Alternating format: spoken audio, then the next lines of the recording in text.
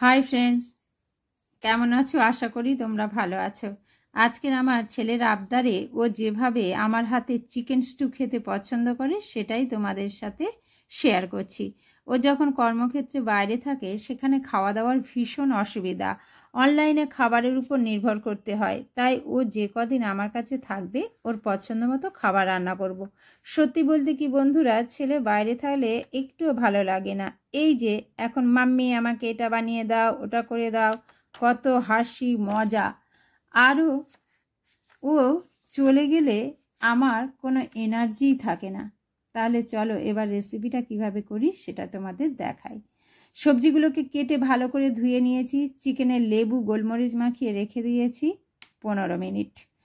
তারপর কড়াইয়ে সাদা তেল, বাটার, গরম মশলা, রসুন, আদা, পেঁয়াজ হালকা ভেজে চিকেন দিয়ে অল্প ভেজে এক এক করে সবজিগুলো দিয়ে টমেটো, ধনেপাতা ডাঁটি দিয়ে নুন হলুদ দিয়ে জল দিয়ে ফুটে উঠলে বিনস দিয়ে আরও একটু ফুটিয়ে চিকেন ও সবজি সেদ্ধ হয়ে এলে 1 চামচ চাল গুঁড়ো, 1.5 চামচ ভাজা মশলা ও 1 চামচ গুঁড়ো আমুল পাউডার দুধ দিলেই ready creamy creamy tasty chicken stew.